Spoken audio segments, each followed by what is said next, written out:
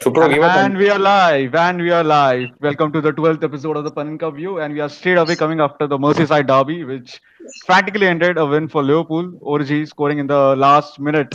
A very bizarre goal came off the post, and Origi somehow hit it inside. And before that, there was a North London derby, which Arsenal emphatically won 4-2.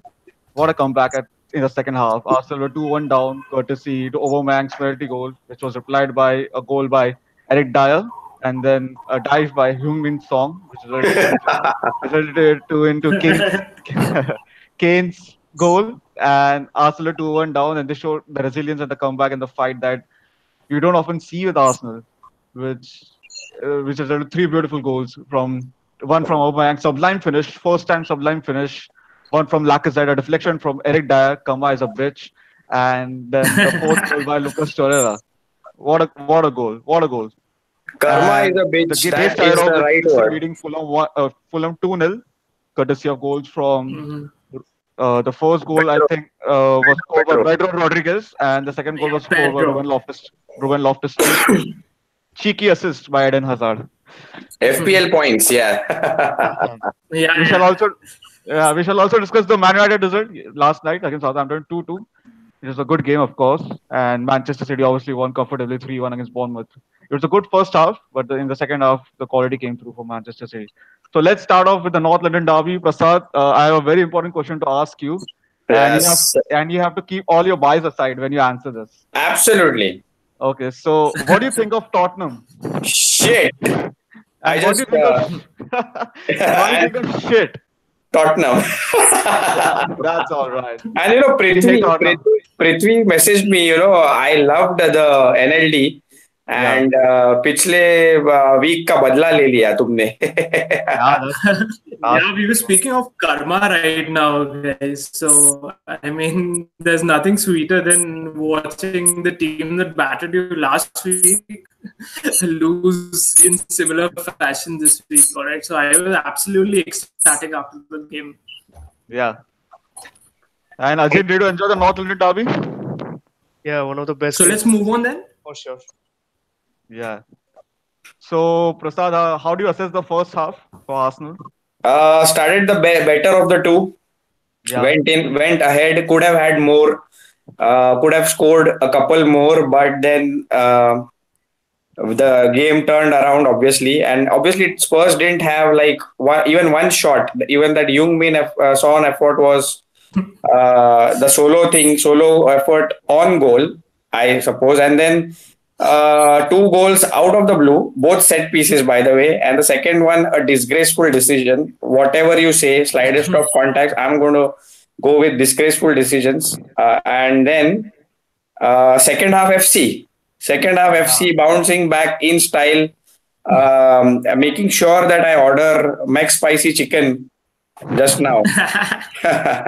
And there's nothing bigger for Arsenal than beating those shitheads who think that the power has shifted from North London, Yeah. which is what can I say? Again, disgraceful, homeless, pointless. From they leave from the Emirates, and the passion after that Torreira goal was like, I think I lost my voice celebrating that goal, and I'm going to watch it on loop the entire week.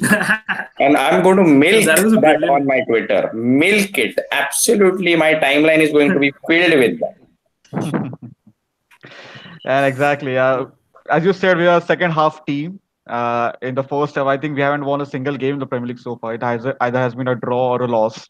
And the second half, we have turned things around. So, before Unai Emery joined Arsenal, there was this perception that Arsenal don't fight back as often as they should.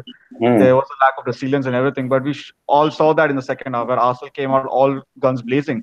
Yeah. Aubameyang got that first time shot beautifully towards the goal, and Arsenal were fighting for the second balls, pressing Tottenham, even after you know, even if the clock had 60 minutes. Arsenal were yeah. What do you say? They were pressing so hard that Tottenham found it Absolutely. difficult to get through the midfield. So did And that? actually, Yeah. yeah, go on. Yeah, Yeah, due credit to Unai Emery, he made the right changes at halftime. I always remember during Arsene Wenger's tenure, he used to wait till the 68th, 65th minute to actually, make his changes and actually have the manager's influence on the game. But he made a very bold decision. He changed two of his front three, and I think the game changed there. Aaron Ramsey is one of the most creative players that Arsenal have when it comes to passing.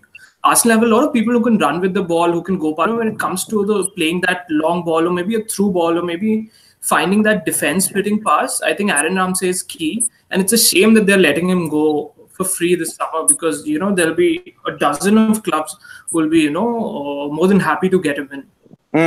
And so, what do you guys think about Aaron Ramsey leaving? Because I think he was terrific. He played two assists.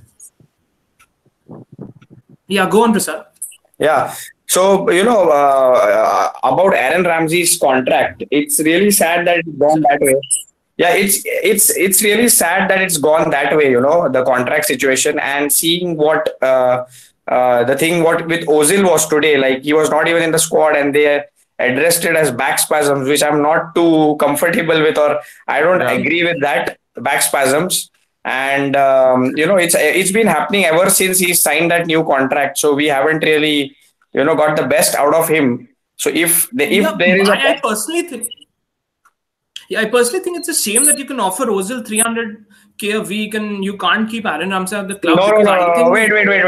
That's not the point. The agents have fucked up, and that's been the thing there. Actually, it's not even the club's fault, entire fault. I think the agent has fucked up big time. Ramsey's agent has fucked up big time there. And if there's a U-turn possible, because we have Unai Emery name Ramsey as one of the 5 influential players at the start, along with Koscielny, Ozil, and the rest. So it's really very tough to believe that he won't, give him a new contract. But if there's a U-turn possible, I can see a U-turn in this contract. Seeing the way how things are going with Ozil and how Aaron Ramsey is influencing the games and how he can be influenced the game and how he has that, 10 years at the club, already a legend.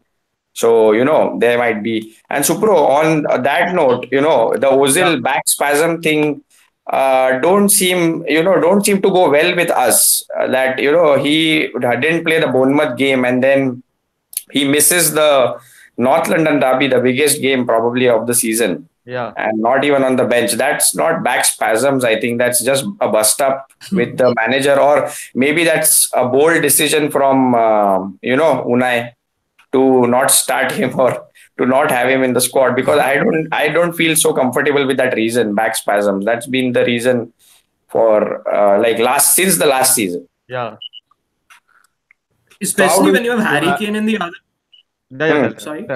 Especially when you have Harry Kane in the other team who would play with a broken leg, he absolutely relishes any chance to play a London rival or any club for that matter. They could get him to the stadium on a stretcher and he'll still get off and play. That's the kind of commitment a player should have towards his club, which I think is lacking in Ozil. As brilliant a player he is, which I've seen a lot of him at Real Madrid, and what is his to in a single season, I remember, and he used to play like 4 or 5 defense splitting passes in each and every game. He was that good. But I don't think his heart is in the game right now. He's always falling sick, and I think there's a definite mental problem with Ozil. But apart from Ozil, I think let's talk about the players who actually played a very good part in the game. Be it Lucas Torreira, be it Aubameyang, who's currently the top scorer in the league with 10 goals. He's the first guy to hit double figures. Double digits. And then obviously there is the likes. The centre backs were pretty good apart from Mustafi. I think at a couple of instances they. Socrates pointing Youngmin. So what do you think about the era, especially in the first goal? The second one was a dubious one. Yeah. That was a blatant, that was simulation. So I don't really think that was a Yeah. So Ajay, I wanted to ask you that you yeah, saw, yeah, yeah, right. you saw Tottenham versus So Chelsea what do you last. think about Arsenal's overall performance today? Where do you think them finish? They're going to finish, the end of the season.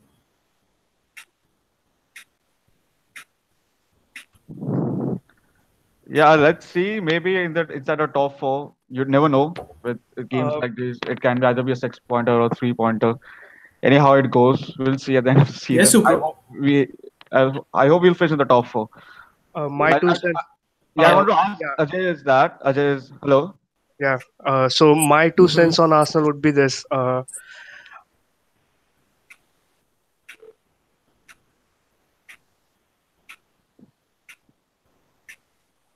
Work his strategy, work his tactics, and implement his philosophy on the team so quickly.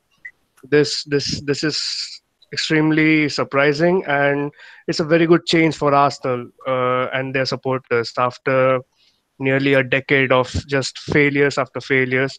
Yeah, sure, you all won the FA Cup, but overall you all were on a decline. And Unai has come in, and he's Two season decline, decade nahi.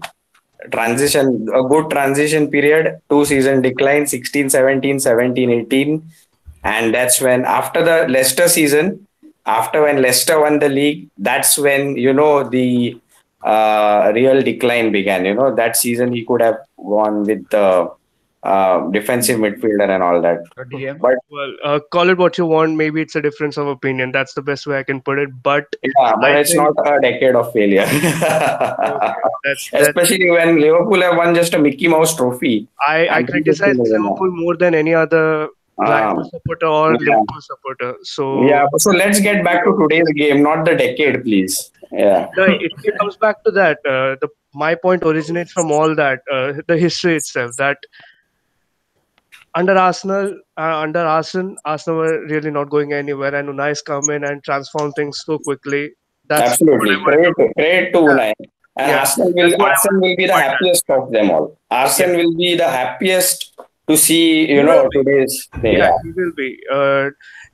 Sacking him was nearly 3 years too late, but eventually that's good. Unai's come in, he's done very well, and I think Arsenal will finish in the top four. Yeah, It I is wanted to ask is that what do you think was the difference between Tottenham last week when they beat Chelsea comfortably and today when they crumbled in the second half? That I wanted to ask that to Ajay. Yeah, the primary difference I think is Arsenal's intensity. Chelsea Okay. didn't have 10% of the intensity that Arsenal showed today. They were all over Spurs right from minute one. The first half, yeah, the first 20 minutes, it was all Arsenal, and they should have scored two more. Aubameyang missed quite a number of chances. I think he should have scored at least two more, apart from the penalty. And they offered Spurs a way back in. Yeah, it was a dive for the penalty, but yeah, what can you say about Mike Dean? He always behaves this way in every big game. and if But VAR was there, if VAR was available, that was going to be scrapped off. that would And have been a yellow card for Son. yeah, and Absolutely. even before, like we discussed, Mike Dean being appointed as the referee, Mike Dean being the Spurs fan, and guys, apart from those thoughts, where Ajay mentioned rightly, Aubameyang missing the sitters, which has been one of the things that we cannot overlook from the Stamford Bridge game as well, where he actually missed sitters, and he should have had more goals. But it's good to see him in the firing line and get those goals, especially when he's been dubbed as the only a poacher in the box, and Like people That's like Paul Merson and Kim that's not Sherwood. really a criticism of him. Any top striker being mentioned as the top poacher in the game is it's a compliment actually. I don't think it's a negative thing about him. So I think there was this perception that he was not a big game player, but that was put to bed today, I guess. And Obama, coming back to these pundits, Paul Merson and Tim Tim Sherwood. Sherwood. Tim Sherwood, if you are watching this right now, and you don't have Lucas Torreira in your combined 11. Prithvi, I think you care to weigh in here. Not, forget the defense. That guy didn't have Lucas. He had Eric Dyer over Lucas Torreira in the combined 11. And I guess today his mouth was shut. And if you go in the video where the preview where he says that so Arsenal don't stand a chance and they might get rolled over, and Spurs might just leave. They might be at the back of a big score line. Arsenal might be at the back of a big score line. So it's been the second time when we have been questioned and we have turned up, and that's a very very good sign to see at the club. No, obviously, I completely agree with you. I really don't get what Eric Dyer gets to the team. He's neither a centre back nor a proper midfielder, because I don't think he has that good a passing range. So I really don't know what he gets to the plate. He's probably Tottenham's answer to Nemanja Matic, Just like to weigh because in. he's just going to Just sit like there to weigh in. playing those. Sam Allardyce compared him to Sergio Busquets. So I don't know what he was thinking about that. Yeah, Who has? Sorry. I can Sam put that. Allardyce. Sam Allardyce. Yeah, I can put that. I can put that into perspective. He's English. He's a Spurs player. Hype, कर दो hype, कर दिया hype. Yeah, agreed. And you know what? The best thing, what I actually saw, Arsenal did to Tottenham, what Tottenham did to Chelsea last week, because we lost. I mean, I know a game is played across 90 minutes, but we lost that game in the first 10-15 minutes because we were steamrolled by them. They were absolutely better in each and every department, and we didn't turn up. We didn't really turn up. And that's exactly what Tottenham did. But what Arsenal did. But Tottenham were lucky enough to actually get a couple of goals. They converted those chances. I think they're pretty clinical when it comes to chances, because in the game against Manchester United, they conceded, I think, something more than close to 20-25 odd shots, and Manchester United didn't get one goal, and they actually ended up beating Manchester United 3-0.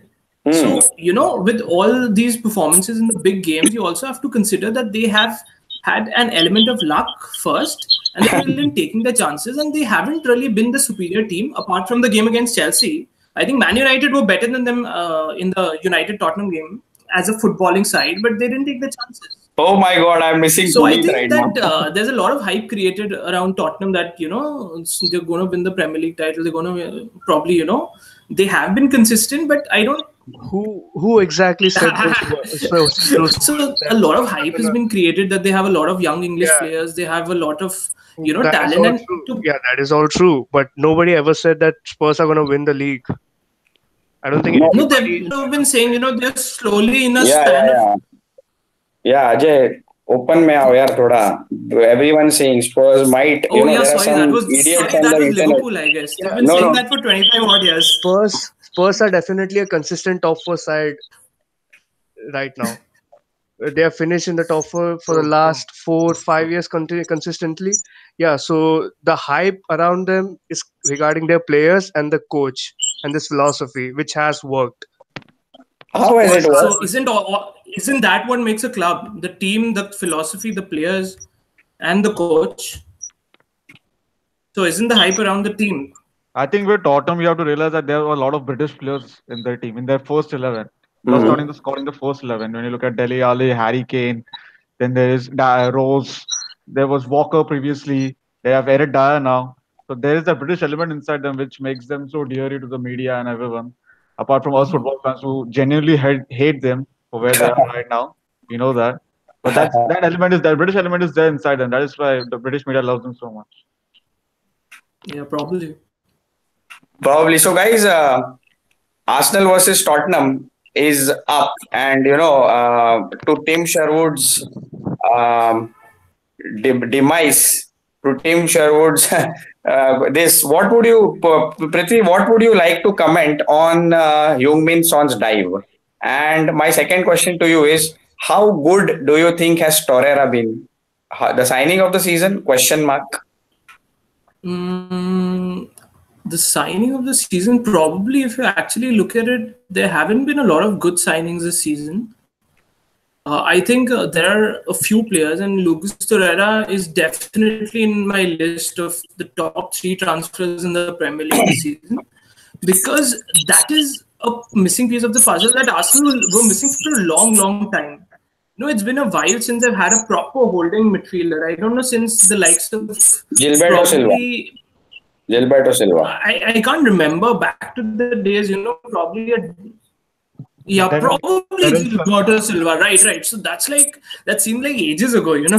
So it was very important to. Sorry? Danielson. No, I wouldn't probably put him in the same bracket as Gilberto Silva. Yeah. So, now, at the point, I was shocked that issue wasn't addressed. My voice is breaking up, is it? Yeah, am I clear now? Yeah. Yeah. All right. So the deal is, it's been a long time since Arsenal have addressed that problem of a holding midfielder, and I think it's high time they did that. And Unai Emery, with his fresh ideas and his philosophy, I think it was one of the first signings that Arsenal made this season, and it was, I think, the maximum money they paid for a single player this season, right? Yeah. Am I right? Yeah. They paid 20 odd million for Lucas 26 million, and up to a few bonuses that adds up to 30. Yeah, correct. So I think he's definitely one of the best signings. He may not be 26. Yeah. Oh, I think in the current market you got a bargain. He's more important than how good a player he is. He's exactly what the club needed at this point of time. He's exactly what Arsenal needed to actually become competitive, because they'd lost their course, in the last 2 years after the Leicester season, as you rightly mentioned. So I think that they needed someone to actually come in and just make sure that he can put in those tackles, he can play a few passes here and there, and he can also actually control the game along with a midfield partner. So I think Lucas Torreira has been a revelation. And when it comes to Son, I think fair credit, good today in my opinion, especially in the first half. But that is something which you don't really like to see in football. But we, had it been Dele Alli, he would have probably even dived and held his face in agony as if he's hurt. So I mean, that's what professionals do these days, and that is why we need, I strongly recommend VAR, because the problem is that it's very difficult for an official to actually make out. You don't know. And, a lot of referees, they actually make these decisions on the basis of the image of a player. So say back in the day, if a Ryan Giggs were to do something like that, or maybe someone with that, a certain reputation, they are bound not to give him a free kick. So a free kick or a penalty. Because I remember when Diego Costa was at Chelsea, even if it was we used to be denied because Diego Costa had a certain image of, diving. And say Luis Suarez at Liverpool, because you come with that image, what happens is it's very difficult for the referee to actually make a decision. So VAR is the only way these issues can be sorted, and hopefully by the beginning of the next season we have VAR in place, and then we can take stricter actions towards the simulation that is going on in the game, and it's giving it a bad name in my opinion. All right. So now we move on to that's any final thoughts on the North London derby, apart from the fact that Tottenham? What do you think of Tottenham? Yeah, I'm supposed to be the host. I have to be a little unbiased. I think what Arsenal did. You are allowed to be biased too, bro. Come on, enjoy. Yeah, I completely enjoyed that performance. Obviously, this has made our weekend a bit special now, since Arsenal defeated Tottenham. As far as our season goes, based on this performance, I think it has given a kickstart to us. It had already done with the 18-match unbeaten we had, and now by performing so well against Tottenham, whom we beat them exceptionally in the second half, I think it Hmm. also gives us confidence going to the Manchester United game on Wednesday at Old Trafford, where we haven't won in 12 years in the league. We have won there in the FA Cup, but we haven't won there in 12 years in the league. So, Adebayor winner, and this is a, 2007 yeah, season. yeah, and this is the best time to beat Manchester United. They are all over the place with Southampton, and And Southampton is 19th in the league table, so you can understand where my expectations come from. so guys, North London Derby. That's about it from the North London Derby. The Yeah, spicy win. I think both of us lost our voice. 4 goals, and so Chelsea versus Fulham, Liverpool versus Everton are two uh, games, let's talk two about the Merseyside derbies. derby first because it's just ended. Yeah. Let's go to Ajay. What is the assessment of the performance? Firstly, the team lineup. I was surprised that Klopp actually used his brain and picked a good squad, picked a good starting 11, because he behaves like a chutia sometimes. He One of his biggest issue is trusting players who are not fit enough to start in the first team anymore. Players like Henderson, Milner, they do not deserve to be in the starting 11, and he starts them in the biggest game versus PSG for us, and we lose obviously. So it was really very refreshing and brave. Yeah, that's the word I would like to use. It was brave of him to start Fabinho, Shaqiri, and Wijnaldum in the midfield. Yeah, Mhm. But the midfield is key, and Klopp did best to start those three. Secondly, the performance in itself, we did very well to stifle Everton. Yeah, they had that one clear chance that Allison saved. Brilliant save, by the way, one of the best saves of the season. yeah, Andre Gomez. Yeah, and we had a lot of chances. Mane missed at least three chances, and that one Shakiri one-on-one, Yeah, that should have been a goal. That I think should he have took an been. extra touch over there. That is why he couldn't score. He should have shot with his right foot. The Okay. fucker tried to shoot with his left again and again. That's why he didn't. But ठीक है. We did well. We attacked well. We defended well. We limited Everton to just that one chance, Yeah. and the goal. Fuck me! I was ready to just switch off the TV, just set up my laptop for work, and that fucker Pickford. He's the hype one. That fucker is considered to be such a good goalkeeper. No, he's not. Next He's a Peter very poor. Shilton, according to England fans. He's a very poor goalkeeper. He gifted us that goal. That ball, that shot from Van Dijk was already going over Yeah, behind yeah. him. I don't know what he was trying to do. I don't know what he was trying to do. He gifted us that goal, and I'm very grateful. Maybe it's a Nine, sign that Liverpool will win the title this year. we won't. We won't. We are not winning the title, but that's good. That's good that we are just 2 points behind City. Yeah, That's very someone good. should give City a rough fight. And one more thing I wanted to ask you is that from this game, I think one of the biggest positives was Trent Arnold Alexander. Have I pronounced it right? Alexander Arnold.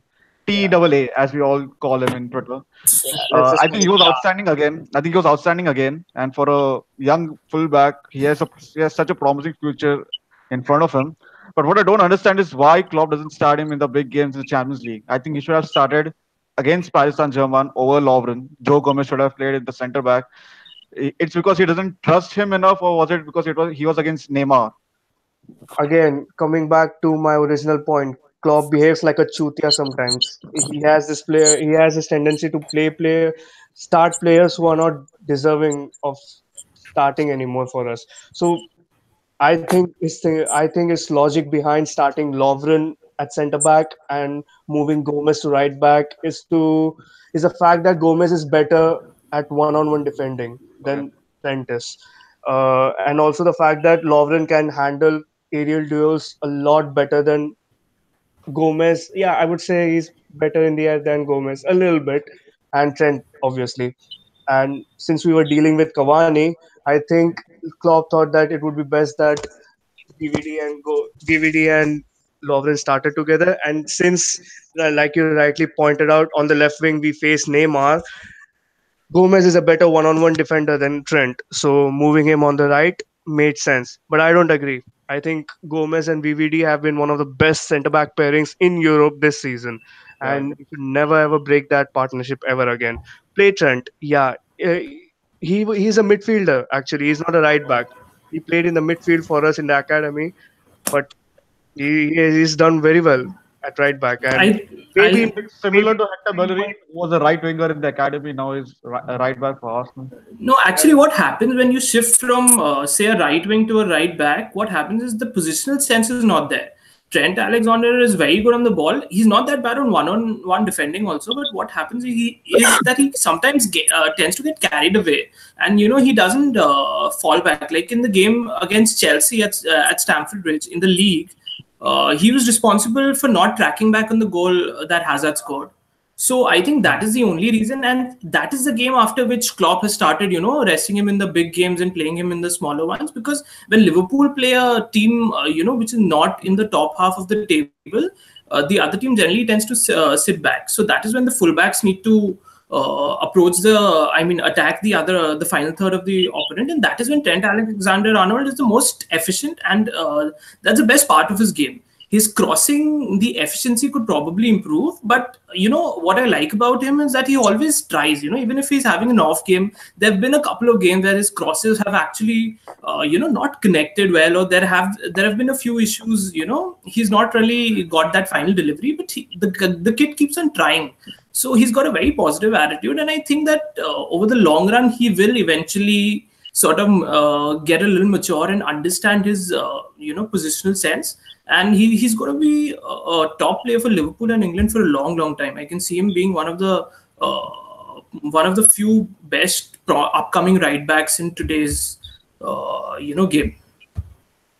Yeah. Credit to Klopp for bringing another young player from the academy and making him a good player. Prithvi, you are right on all counts except for one, that Klopp started moving Gomez to right back and starting Lovren after the Chelsea game. No, this shit has been happening since last season. Actually, Gomez didn't play at centre back then, but he always used to remove Trent and play Gomez at right back against big teams, even last season. He played the Secondly, Champions League final, I guess, yeah, he did, but and throughout the games don't course come of bigger than that. yeah, but there are many other games in which Gomez played at right back over Trent. That's my point. Secondly, Lovren was injured right up till game week 7. He got injured during the World Cup and he was fit only after game week 7, if I'm not wrong. So yeah, that's when I don't know what Klopp sees in Lovren. He's a pathetic player. He shouldn't even be in the squad. He shouldn't even be on the bench. But there you go. You can't do anything about it. So yeah, the Just rest two of the favorite guys, players, Lauren and Lovren would think otherwise. He thinks he's one of the top centre backs in the world. that's because he's a chuta. anyway. So that was about the Merseyside derby. Now let's move our attention towards Man United Southampton, which was a 2-2 draw. And we'll talk about the Masala man, obviously. Yeah, Playing five at the back at Southampton, who are 19th in the table, going so yeah. defensive. I don't understand the tactics, honestly. Pogba had a bad game, but I think Lukaku was decent. Rashford is obviously the best player for United on the day. So I'll ask you one by one, what do you think of Jose Mourinho's position at Manchester United? Is it untenable? Does he has to go? I'll start with Ajay because I don't know his opinion on Mourinho much. So I'll start with him. Then I'll go with Prasad and Prithvi. Let's start off, Ajay. Um, okay.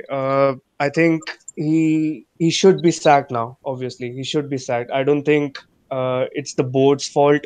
I don't think it's the players' fault. Yeah, they have played a part, but more the major fault lies with Jose. I don't know. I think he's just trying to prove a point that if you don't give me what I want, this is what's going to happen. Okay, because his team selections make no sense, his tactics make no sense, nothing does. They are struggling. It's easy to see, and they are struggling because of Jose, because of his team selection primarily. I don't think I don't think he's unaware of this point. I don't know what he's trying to prove, but he knows the team is struggling, and it's because of him, because of his team selection. I don't think the board can do anything about it. People always talk about structure. United structure is bad. United need a DOF. Ed Woodward needs to go. No, yeah, there's only one club in England who outspent United. There's only one club. United has spent nearly 400 million under Jose. That's incredible. What's Yeah. what's wrong with the structure? You have And and that's correct. And what he said is correct. I've been arguing with these United fans for over a long period of time. That the man that needs to be questioned is the manager and not the board, because yes, apparently you're throwing your players under the bus, and you're blaming everyone except yourself.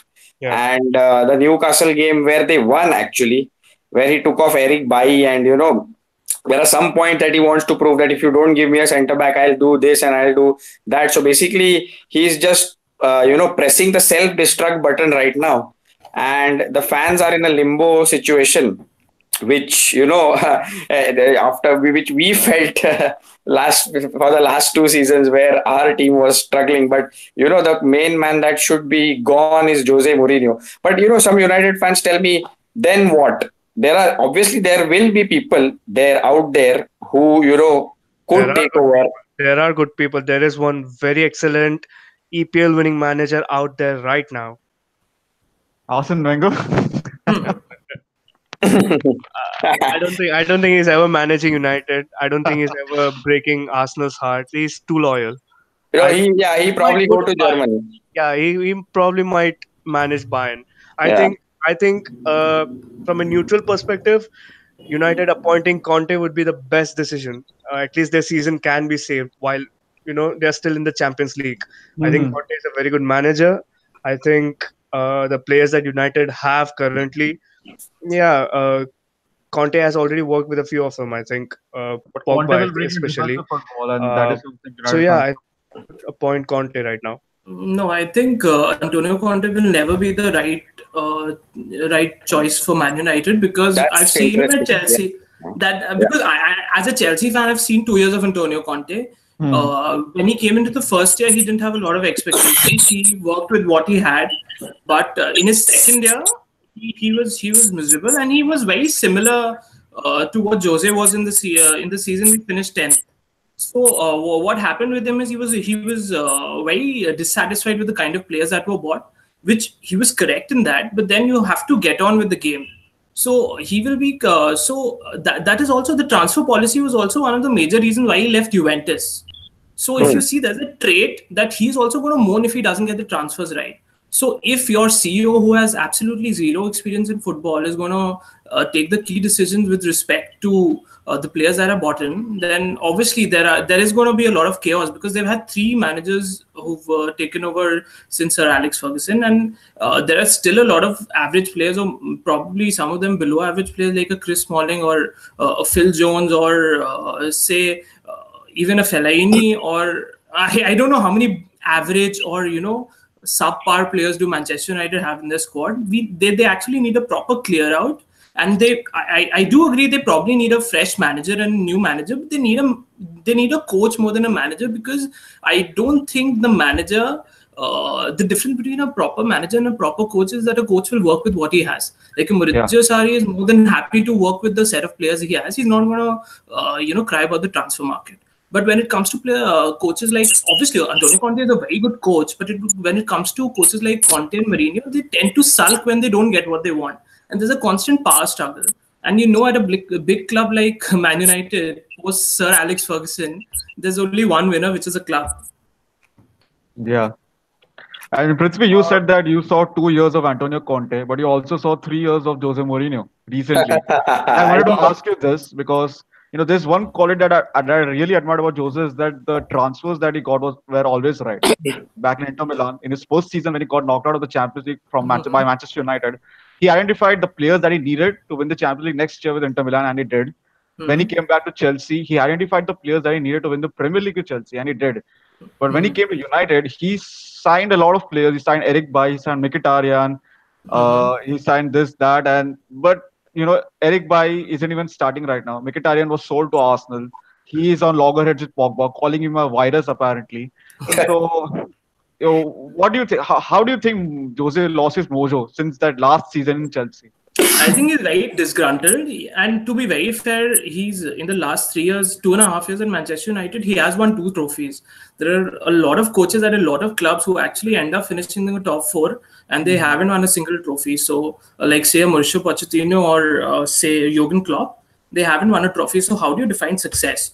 Do you define success in terms of winning trophies? Do you define success in terms of finishing in the top four, or do you define success as consistency? Because when it comes to consistency, Tottenham are the most consistent team. They always finish in the top four. There was a time when Arsenal weren't winning anything, and they were always finishing in the top four. But what I think is that the team has, rather than progressing, they have regressed, and I think that they have to make a lot of changes. Okay, see, Mourinho is gone today, and the structure of the board remains the same. They're not going to do well. They're anyway not going to do well because they don't have an ideology in place. And Manchester City is a perfect example of how a club with a lot of funds works. So after the first season, if Pep Guardiola was very unhappy with the squad, in spite of spending 200 million, they backed him again, bought in 4-5 players, 50 million each, and he actually won them the league. So that's exactly what Ed did for Jose. That's what Ed did for Van Gaal. That's what Ed did for Moyes. It's not that he doesn't have any experience, like you said earlier. In the last 5 years, United have bought nearly, talents like, I don't know. I think they've got great players in. They've got great players in, even without Champions League. They've got Di Maria in. They got Memphis Depay in. They got Ibrahimovic in. They got Pogba in. I mean, barring Pogba, I don't think Angel Di Maria, I agree, was one of the best buys. He started early and I think that was again a psychological issue because he got mugged or something. His house, there was his house. He had a robbery in his house after which I'm not talking about their career. I'm not talking about their United careers. I'm talking about the fact that Ed Woodward has brought in players, even in the toughest of circumstances. He's bought in players, but there's no structure to the kind of players that are coming in. He doesn't know how to buy players. No, my point is that he has no footballing experience. That is my point. There's no director of football at the club. Like we had Peter Emenalo, who was, constantly working on the scouting. This guy is a business guy. So you have to keep the business and the footballing side of a club aside, because Manchester United as a club, when it comes to the business, they are the best in the world.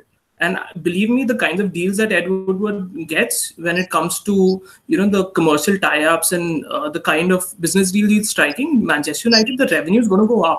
But the point is, if they don't perform at that level, in spite of all the increasing revenue, they won't probably stay at that level for a very long time. So they need to address their footballing part of the business and work towards that, which starts from sacking the manager. But then there are a lot of other things that have to be in place at the club, which were when Sir Alex Ferguson was doing it. And another thing that I feel is because Sir Alex Ferguson was taking everything into his own hands and he was managing almost everything at the club really doesn't know how to manage, a lot of things that Sir Alex Ferguson was. And with the modern day football, and every club has a certain structure. They have a director of football, they have a CEO, they have, they have a proper scouting head. I think Manchester United need to restructure their club from top to bottom and from bottom to top. Yeah. So that was that about Manchester United. So now let's talk about Chelsea and Fulham. Chelsea comprehensive 2-0 win. Goals by Pedro Rodriguez and Ruben Loftus-Cheek. How do you assess the performance, Prithvi? We were pretty good in the first half, but second half we did slump a little. I think Mateo Kovacic, I like him as a player very much, but I think that he doesn't have that attacking instinct. And as soon as Ruben Loftus-Cheek came on for Mateo Kovacic, we looked more of a threat. So we were keeping the ball well, we were passing it around for fun, and we were really good. Although Fulham did have a couple of good counter attacks, which Kepa did his job by saving both of them, I guess. But apart from that, I think Mateo Kovacic, as good as a player he is, the role that he's been asked to play is, I think, not really suited to him, because if you actually look back at his career, he's the maximum number of goals he scored in a single season is 5. And if you look at the role he's playing, was the one that Marek Hamsik was playing at Napoli. So when it comes to that, Marek Hamza was a player who could score in like 10 to 12 goals and get in a few assists as well. So that is the kind of player we're looking at, in that left central midfield position. Because Maurizio Sarri's system is heavily skewed towards the left hand side. So most of the attacks are generated through the left hand side. That's why we have Marcus Alonso, who is an attacking left back. We have David Luiz, who is more of a ball player than Antonio Rudiger. We have Eden Hazard, all three, and we also have a Kovacic, a Loftus-Cheek, or a Barkley. All of them play on the left-hand side. And if you actually look at the right-hand side, we have Azpilicueta, who is more of a defender. We have Rudiger, who's again a solid defender. We have N'Golo Kante, who's one of the best defensive midfielders in the game. And we also have, say, a Pedro or a Willian, who's more of a workhorse and is more likely to track back than Eden Hazard. So that is, and Jorginho is the only one who lies in the center, and he's the one who orchestrates the entire Sarri ball. So I think at this point of time, we need to go from game to game. But I think looking at it from a long-term perspective, I'd be more happy if we put if we push an academy graduate like say a Ruben Loftus-Cheek over Mateo Kovacic, who's on a 1-year loan. Irrespective of the fact that we end up buying him or not, I don't think he's currently needed. We could suffice with, say, a Ross Barkley and a Loftus-Cheek. And my next question, one of the questions I would like to ask is, Callum Hudson-Odoi. That guy has been in the news, and should he be starting more, or is it okay with the Europa League and the League Cup and the other competitions? He should be starting consistently in the Europa League and the League Cup. That is what I think at this point of time. But he will surely be pushing. If there's an injury here and there, he should come to the Premier League. But I think currently he doesn't have that kind of game time. And we almost play a different team midweek and in the Premier League. So the problem with Maurizio Sarri is that was the first game he started at Chelsea. The game against we played like 5. This was our 5th Europa League game, and that was the first time he started.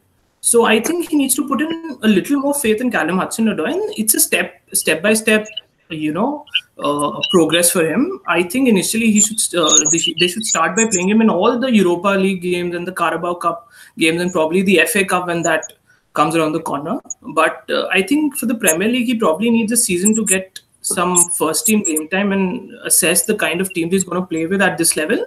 And then probably from next year, they can amalgamate him into the team. That's what I think. Yeah. And do you think Giroud made a difference today? Playing ahead of Morata? I am not very sure on Olivier Giroud. He had a couple of chances. What I like is he's got a very good sense of positioning. But the problem is with the centre forwards we have. The reason we're not challenging for the league this season is because we don't have a good centre forward.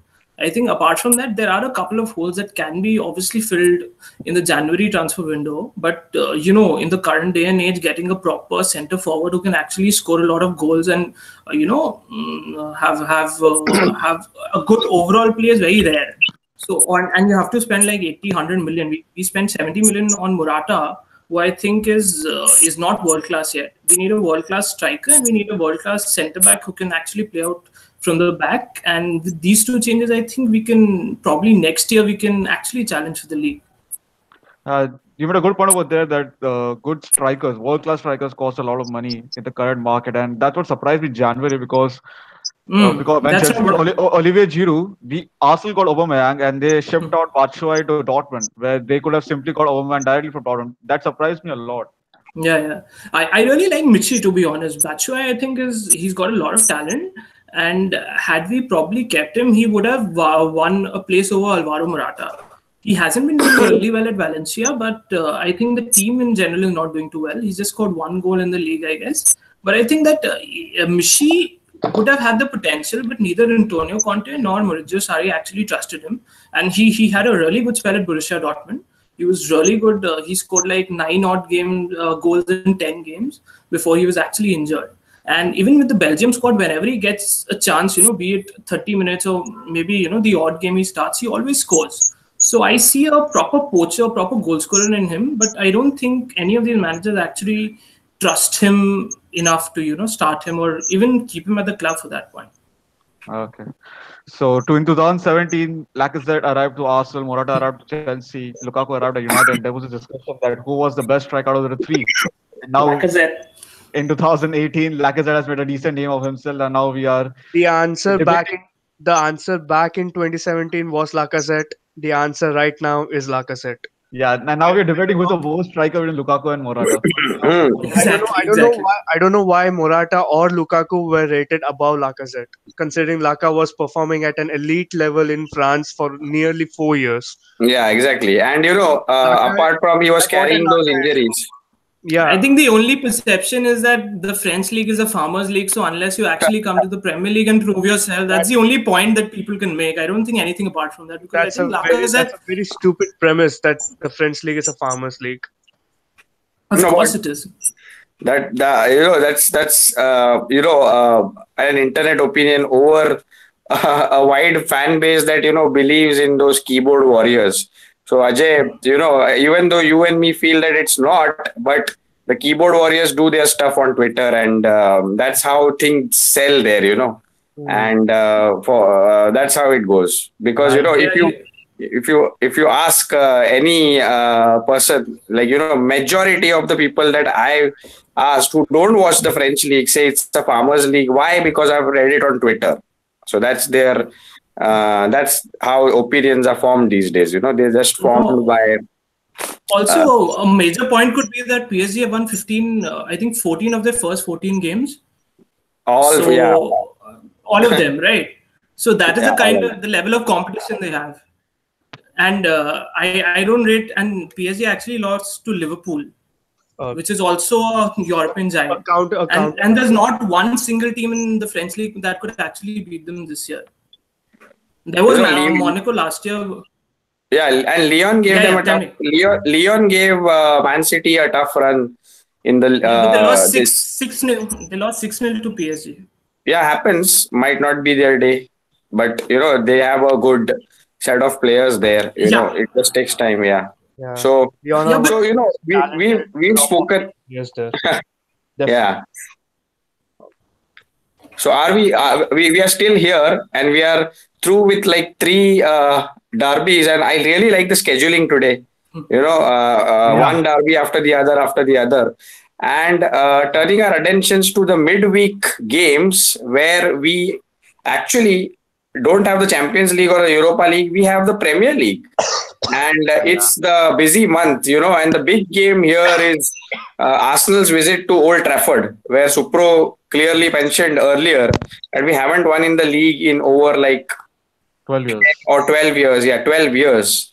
If you go back to the 2006-7 season, and we are really missing a United fan here who could help us out with the sleeping pills and more of the Jose Mourinho, Ed Woodward, whatever FC thing that they talk about. But my very first question to Supro is, Mhm. how do you see Arsenal lineup without Zaka? And do you see Ramsey start there, or do you see Matteo going I there?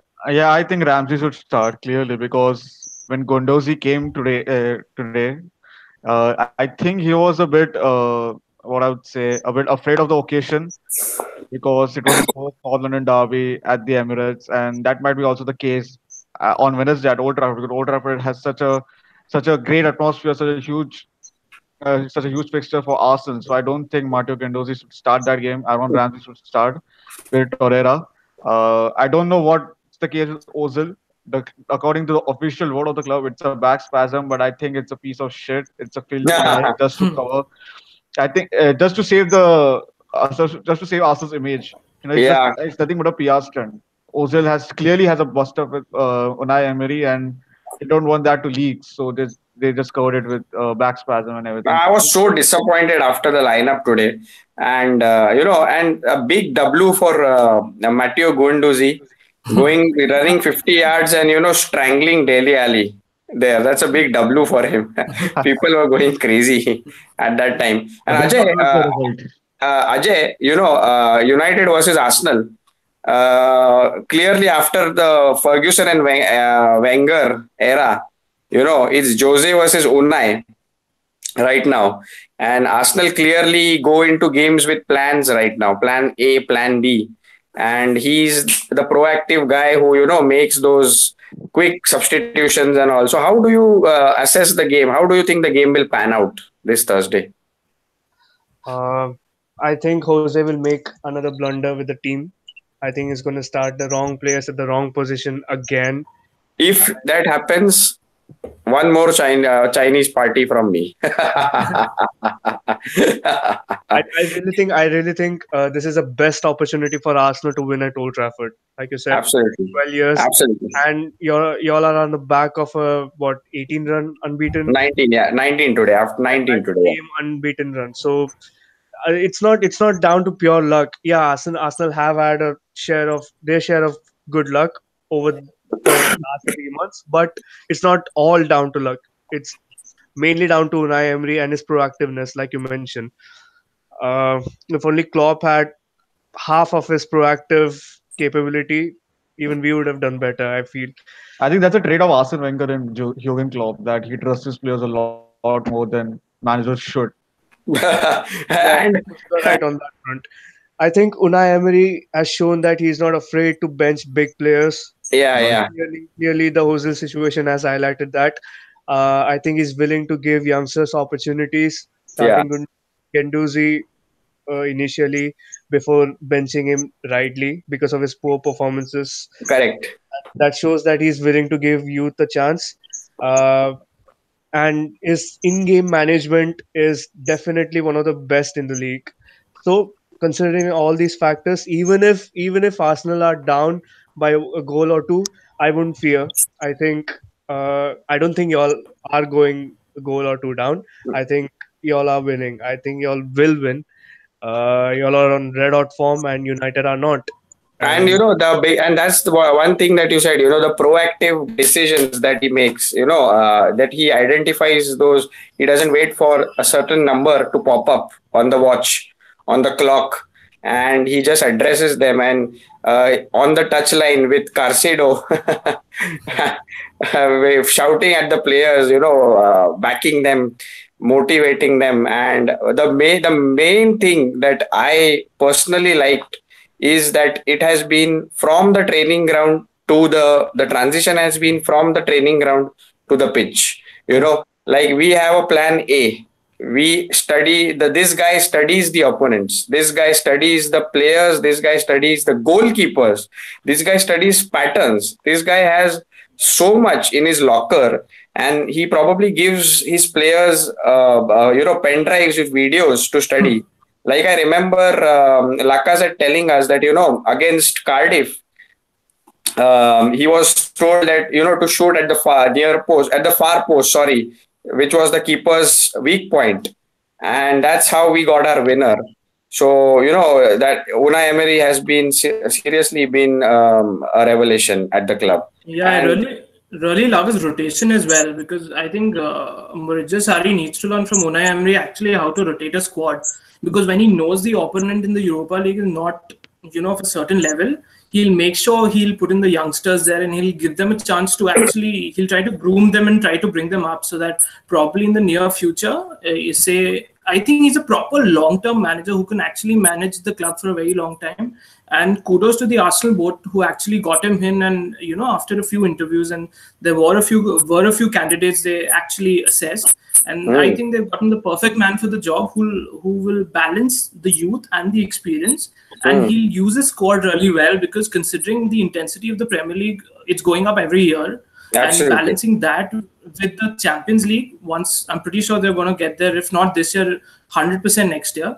And balancing that is something very important, and rotation plays a very important role in that. And I think the reason Sir Alex Ferguson was one of the most successful Premier League managers, because he was very good at rotating his squad.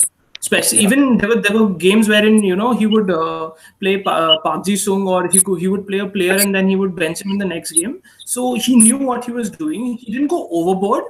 He didn't make like 7 changes or 10 odd changes, but he made sure, like Pep is doing at Man City.